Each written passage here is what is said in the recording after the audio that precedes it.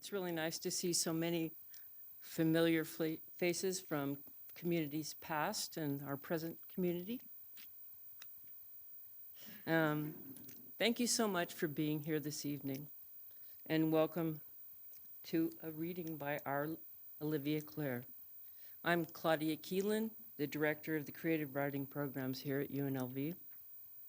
On behalf of the Black Mountain Institute, we want to thank the Rogers Foundation and the College of Liberal Arts for this event. If you could, please just now take a moment to silence your cell phones. Our next event will be March 30th, Thursday, with our very own Marianne Chan and Clancy McGilligan. Please put that on your calendars. And after the reading, Olivia will take a few questions from the audience, and then she'll be available to sign copies of her books. Do we have the writer's block here today? Yes. You can pick yours up from the writer's block table at the back of the room.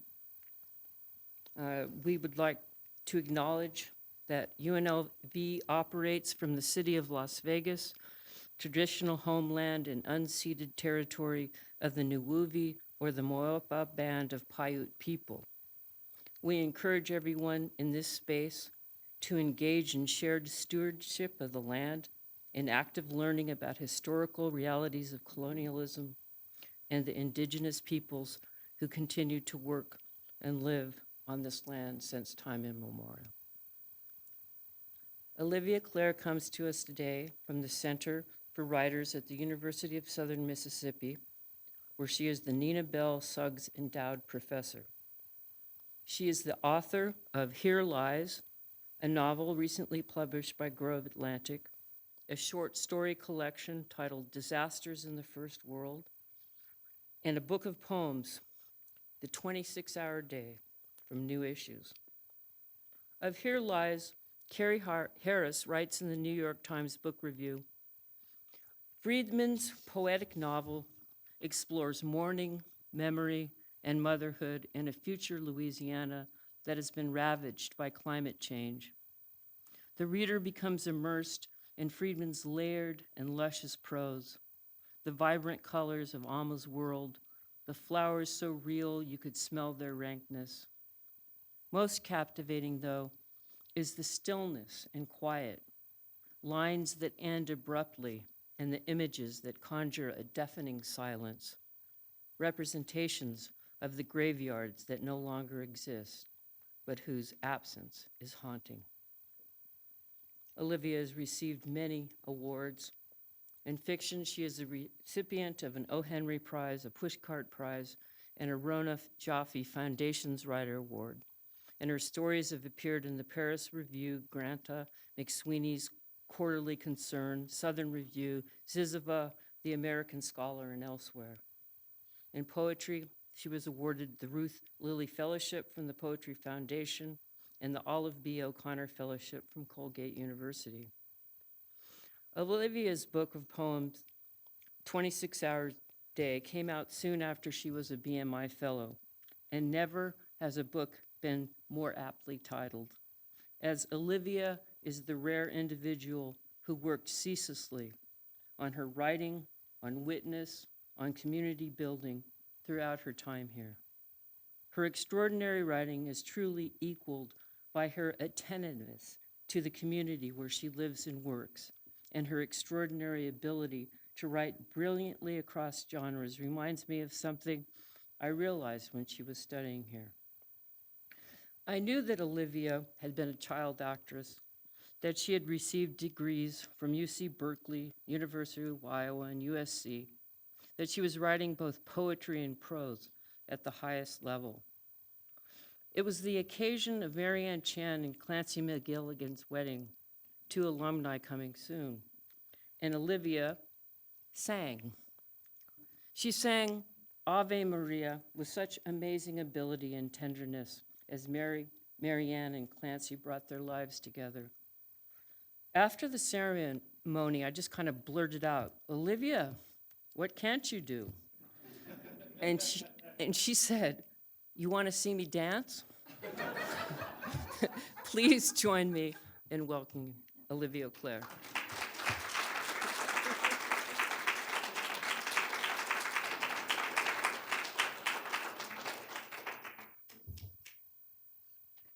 That was a great wedding. I danced the night away. And I'm so excited that Marianne and Clancy are coming here as well. We were in the same cohort. So I was a PhD fellow here, and Marianne and Clancy were in the MFA cohort, and Jean Ho, who was just here, was also in that cohort. So even though we're not here all at the same time, it feels like a reunion. I'm just so thrilled to be here. Thank you for being here and for having me. And it really is a dream to be here. Thank you to BMI, to Colette, to Keelan, to Charlotte for everything that y'all have done. Thank you to so many of the faculty that I got to see today. I came kind of early so I could see some mentors and old friends. And especially thank you to Dawn and Claudia, who not only taught me so much about poetry and about literature, but about being, just about being human and what that meant in the world. And I still talk about you all the time. And, now I mentor my own PhD students and master's students at University of Southern Mississippi, where I teach now. And so that all keeps getting passed down, and that's absolutely beautiful. I'm going to read some poems first, and then I'll read a little bit from the novel. I'm going to read some older poems. This is the book, The 26-Hour Day. It came out from New Issues in 2015. And I'm going to read some poems from here that were in my dissertation when I was here. And then I'll read a newer poem, and then I'll read a little bit from the novel, and then we can have a little nice Q&A. Okay.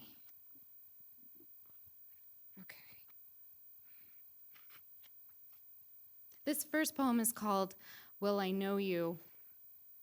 I was thinking about, can you hear me okay, by the way? Great.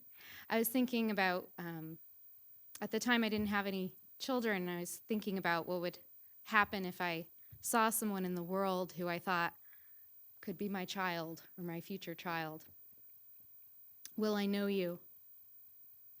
I saw what you might look like if you'd been born of someone and me. You pulled a horse with small chromatic bells in his mane. You asked who I was. Imaginary, I said. Like a number, you said. Like you, I said. Called into the house by a name I didn't know. You ran toward this year's war on the television. You might have been the 300 millionth, 139,843rd person to be born in this place. You were 10 and did not know me.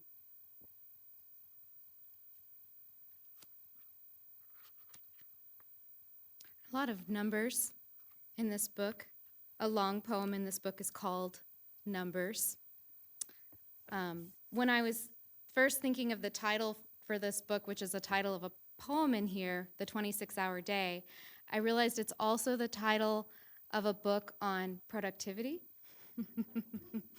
But I didn't worry about that. I said, there's no way those two can be confused. It's a book of poetry and a book of productivity. This poem is called Bone and Hue, and for this one, I used a nursery rhyme as a kind of scaffolding for the poem, so you'll hear that in here. There was a young woman who lived in her shoes. Barebacked, she sat with elders and sheened her nails with sloe. Felt purse, trunk, berries in bottled gin. Smoke rose from the purples of the ground. Moscow, maybe next, or Poland, where the numbers burned. Purples of the mosses turned. Some million shades, 6 million more, purples of the mosses, and all the millions blue. She had so many lives, she didn't know what to do. When I started that poem, I didn't know where it was going to go. And so using that kind of scaffolding helped me, I think, discover, as I was moving through the poem, as I was writing it. Speaking of scaffolding, this next poem is called Thee. And bear with me, it's kind of a tongue twister for me to read, but that's why I love it. And the scaffolding for this poem is Whitman's To a Locomotive in Winter, if you remember that poem. And I remember reading that poem. I actually had very little poetry in high school. It wasn't until I got to college that I really had poetry. But I remember that poem in our high school textbook, and there was like a locomotive, as the illustration. And it's a poem of praise. Whitman is praising the locomotive. And so I took that structure and made this into a poem of praise, but it makes more sense through sound. So just let the sound happen. Thee.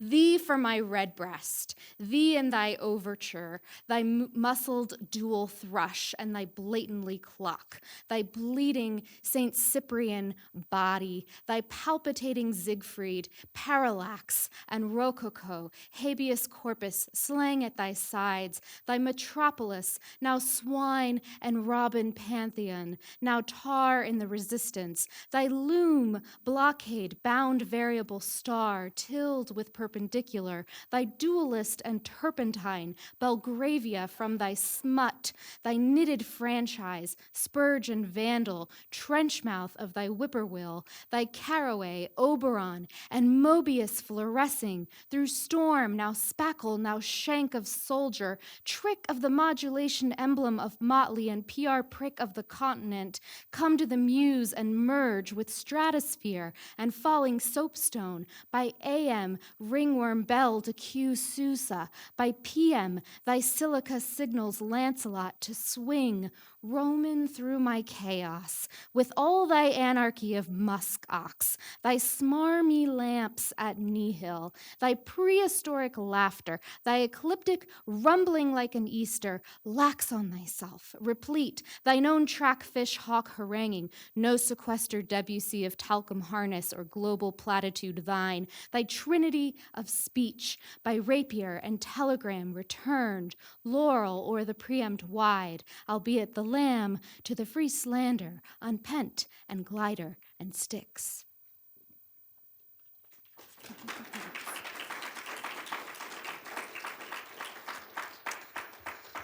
I'm going to read a newer poem, and I have a newer manuscript of poems that I'm working on, and so this is from that, and this came. I wrote this when I was pregnant. I'm pregnant again. I'm pregnant. It's always special to read when you're. I read a few times when I was pregnant with my first, and it's always extra special to read when they're with you. They're with you. I asked my daughter. I'll show her pictures. I'll say, "Do you remember when you were there with me at Square Books in Oxford, Miss?" Yes, yes. But when you're pregnant, and especially when you're visibly pregnant, people have lots of things to tell you. And one of the things that I got told a lot was, you're not going to sleep. It's true. It's fine. It's true. I also had people tell me I wasn't going to write. That was not true. That was not true. I talked a little bit about that with the craft talk with the students today about, you don't let anyone tell you when you're not going to write. I believe in rest. Take a rest when you need a rest, but it's up to you. You decide. You don't let anyone tell you whether you're going into a 9-to-5 job or having a baby or whatever that big life change is. So anyway, this poem is called Sleeping, and it is a little bit about not sleeping. I am not. You are not. He is not. They told me this would happen at this age. They told us before you were born, sleep while you can. I tried to avoid most people. I was already being asked things that were no one's business, being told things I wasn't asking to be told. Go to the movies, just you two. Go to dinner and sleep. Sleep now while you can.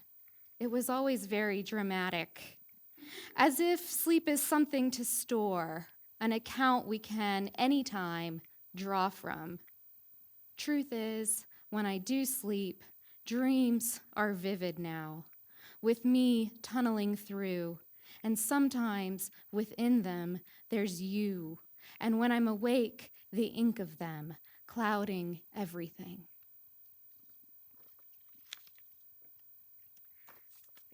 I'm going to read a little from my novel now, and my novel came out in March of last year. And one of the things that I think about quite a bit as I'm thinking about both my poetry and fiction, and I still, I write both kind of ambidextrously, but depending on the time of the season, I'll focus on one more than another, at a particular time. But one thing that really kind of traveled from my poetry writing to my prose writing was repetition. Always loved repetition, working with forms of repetition like the villanelle, and then coming up with my own forms of repetition. And so you'll hear a lot of that in the prose writing, and you'll see that if you read more of it, that kind of repetition that's there. My ear, I tend to write with my ear more than anything, and that ear just came over with me to fiction writing. And I always strive for that. I always want that.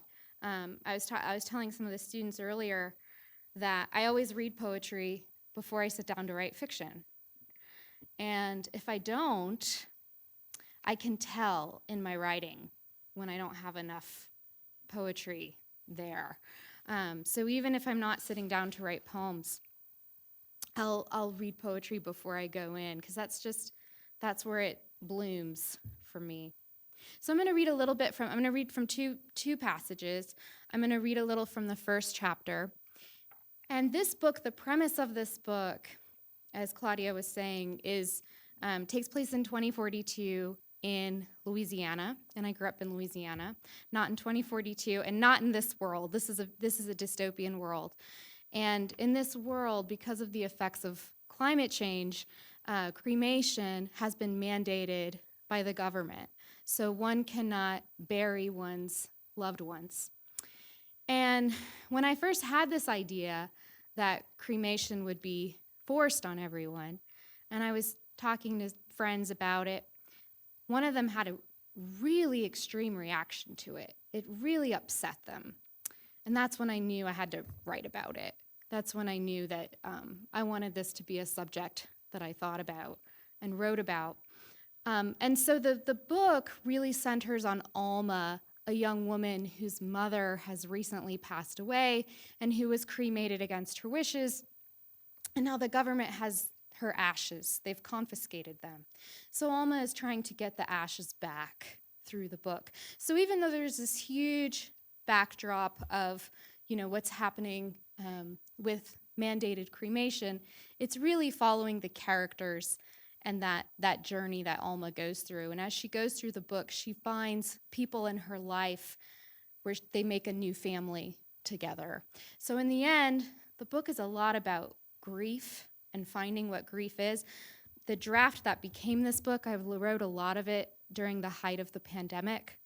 And I was thinking a lot about rituals of grief and how we grieve when we're isolated, which happened to many of us. And so that's a lot in this book, but it's also about hope. Someone wrote me recently and said, yes, it's about all of that. It's about grief, but it's also joyful. And it really is. So I'm glad that that's being seen. This is from the first chapter called Before. It starts in a public library, and Alma is meeting a character named Bordelon, who she's not so sure about. I titled my chapters, which is poem-like, I think. From before I began, I loved her. This was what I knew from the beginning, before I was born from her, before bones and blood and body, before egg. My mother, Naomi, was dead and not buried. Dead, in fact, for half a year. Her body burned to ashes by the state. Bones, heart, feet, eyes burned to dust against her wish, against mine, and that was that. I was trying to understand. I was at the library for the first time since she died. Upstairs on the second floor, the air was muggy and dim. I zoomed between empty carrels toward the faraway corner, a place I used to call my own, a row of 3 computers. Here, I could be alone. No one, not for years, seemed to know the spot. To my right were shelves of hardbacks, amber and green, the color of jewels. To my left, out the smudged picture window, I could watch the sun-sopped field of weeds and goldenrod shake in the wind, feel my own insides shake in an answer. I walked to the spot, heard my own breathing. I reached the corner and stopped. In front of me, a girl sat at one of the keyboards, hunched and glum. She'd been squinting into the screen when she heard me and glanced up. A burst of hazel gold eyes, silky blue eyeshadow. She said nothing. Went back to her screen. I said nothing too. How long had she been coming? I wanted to make her get up, shove her chair, force her to leave. That was what the mean-hearted me would do, or the bold-hearted me. And sometimes I allowed my dolty-dolt heart these fantasies. All I wanted was peace. I wanted to do what I needed to do alone. I told her to go away in my head. Get gone, get gone. I sat down on the other end, left a computer station between us, logged myself in. The girl clicked and typed and clicked. Her fingernails were painted a clean, frosty blue. She breathed through her mouth, loud puffs of air. She put a foot up on the chair, adjusted a pink sparkling flip-flop, the kind you see in the drugstore aisle with Water Baby's sunscreen and inflatable beach balls. She scratched her naked toes. They have computers downstairs, I told her. Downstairs they go faster. Mm-hmm, she looked at her screen. These are dinosaurs, I said. You can't even watch a movie. I hit the back of the monitor hard, as though it weren't working, as though that would show how feeble it was, but it was working just fine. I know that already, she said. I glimpsed her screen. She was speed scrolling through pictures and paragraphs of gossip about TV stars and blog celebrities and Hollywood he said, she said heartbreaks. She looked younger than me, but near enough to my age, give or take, and I was 22. I said, downstairs, the AC won't blow on you. I'm not cold, she said. I said, downstairs, the librarian sneaks you free Cokes. I'm not thirsty, she said. So I'm going to skip a little bit ahead in this chapter and read toward the end. So one of the things that helped me discover both of the characters, particularly Bordelon, was when I had them start talking to each other. And that often helps me when I feel like I don't quite understand a character and who they are and what they look like and what they're doing. I have them start talking to each other. And I'll even kind of go out of the scene, and just open up another Word doc and just put them in dialogue to see what's going to happen. And so when they started, going like this, that told me something. And they do start doing things on their own, as fiction writers know. So this is a little farther along, and they realize that they're bonding over some grief. She was taller than me, not difficult, with me hardly over 5 feet, with very ordinary blue eyes, very ordinary brown hair, very ordinary small teeth. There was nothing humdrum, ho-hum about her. She was one of the most beautiful people I had ever seen. I didn't know why I said this then, but I did. What was your grandmother's name? I thought she'd tell me to leave the subject alone, but without taking a breath, she said, Beatrice.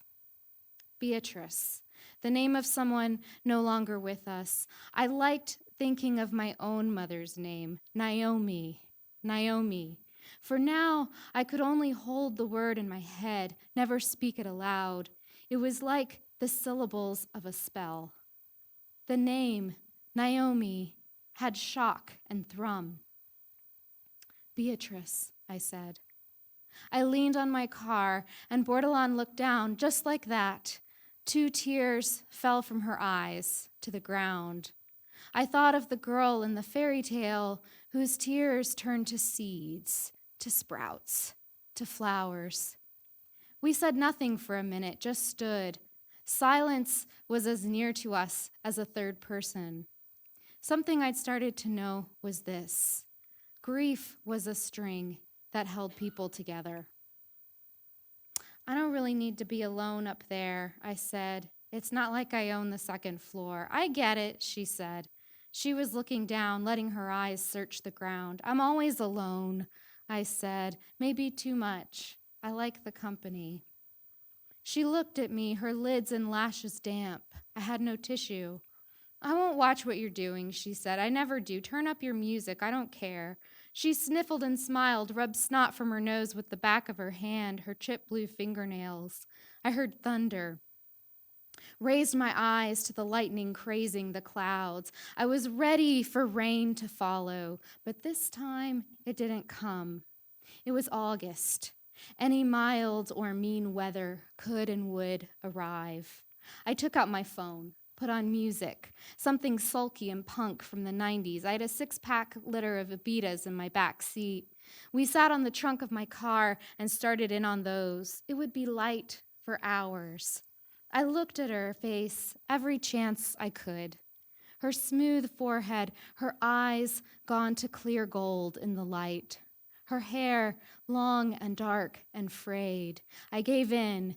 We both had another beer and another as the night cooled and flickered and zoomed. That's the end of the first chapter. And I'm going to read just a little bit more, and then we'll do a Q&A. Is that okay? Are we okay time-wise? Okay. And you notice it was August in that first chapter, and the book ends in January.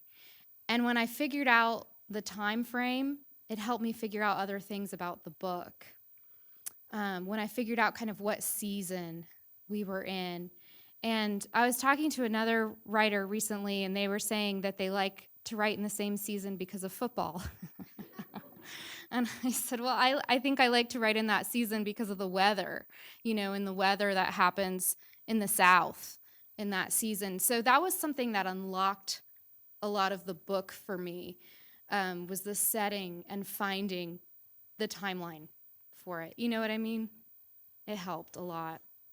So this is towards the end of the book, and this is the last bit I'll read.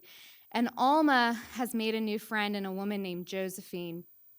And a lot of this book is about turning to nature for healing and turning to things that are bigger than us for healing. And so Josephine starts introducing Alma to things that are bigger than she is, including nature. So they're in the garden together. And we see Alma really working through some of her grief here. And then it ends, you'll hear it end with Alma drawing a picture of her mother. We began with the weeds, rank and wild. They were knotted in great clumps all around the seedlings and sprouts. I let the weeds grow, said Josephine. She pulled on her gloves, tugged the brim of her Tabasco cap low on her head, and knelt down. We'll get them, but leave some in there. I always leave some in. I didn't ask why. I knew at least one reason. They were weeds, but delicate. Weeds, but pretty and spangled with color, star-shaped. Tiny blooms lolled on their stems. What was the difference between weed and flower? These weeds tangled and rolled like shapes of green brains and briar. She reached out, gripped a long stem by its neck. She yanked, tearing the weed straight from the soil. If the weed could have screamed, I believe it would have. She moved onto the head of a snarled weed clump, ripped the bunch from the ground with a single snap. I could hear them break from the earth. "Come on," she said. "Help me." She didn't look up. She moved to the next batch, steadying herself on her knees, ready to rip the sleek stems. I knelt beside her, chose a weed bunch, wrapped my hand there as if to strangle, and I strangled. I pulled up, I tore, their roots like a thick nest, their leaves warm and bristled. We discarded to the right, moved to the left, pulled and grabbed and snatched and seized. I pretended my hand was a mouth, and down the mouth came, open and ready, biting each weed from the ground. "To pray," said Josephine, "is to hope, to ask and wonder. What do you want to ask?" She didn't look up. She tore at a tough stem. You don't have to say it out loud. You can ask without using words. I said nothing. It was as though I were asking something of the world without exactly knowing the words or what it was. A tendril of moss wormed its gray way around a flowering weed. At the center of the petals, the heart of the flower sat like a gold eye. I almost left it there. But the garden sprouts were overrun, would need to grow. I snapped the head of the flower, clean from the stem. Josephine stopped. "Good," she said. "Very good. Keep going now. Keep asking." I sat up on my knees, pulled my hair back. I scratched my nose with the heel of my hand. The pinwheel was right there, turning in the hot wind. I bent back down to work beside her. I was asking, weeding, ripping, feeling my asking becoming a new thing, becoming anger. I moved farther. I moved faster, my hands clearing, attacking. Sprouts from the seeds we'd planted were more and more visible, like stars, opening, brightening. I clawed and shredded, suddenly bursting, splitting the stems, and then, without thinking, I bent down to the ground, opened my mouth, bit the pink flowering head of a weed from its stem with my teeth. I tasted earth. I tongued and teethed the texture of petal and bloom and soft lips. Josephine turned, watched me chew the flower. She opened her mouth wide and laughed, the scar above her lip trembling, a full-hearted laugh, the best I'd ever heard. I swallowed the flower, buried it in my body. "Come with me," said Josephine. She stood with difficulty, her knees crackling. She went to a little table she kept in the yard and picked up 2 garden spades. She handed one to me, bronzed with rust, the shape of a tongue. She led me to the edge of the yard, to a tree stump striped with beads of fungus. She held her spade up over her head, and in a blur, she brought the spade down on the stump with a solid clang. "Holy shit," I said. "It's good for you," she said, wiping sweat from the back of her neck. "Releases energy." She brought her spade up again and hit the tree stump square on the bulbs of fungus. "Go to it," she told me. "Hit as much as you want." "You could break the shovel." "Nevertheless," she said. She brought up her spade, hit the stump with an even stronger blow. "I do it all the time." She gave another hit, letting out a tremendous breath. "All the time," she told me. "Go to it." I raised my spade in the air, opened my eyes wide, gave a short yell. I brought the spade down, clanging it on the stump, the sound of the hit soaring, loud and clean.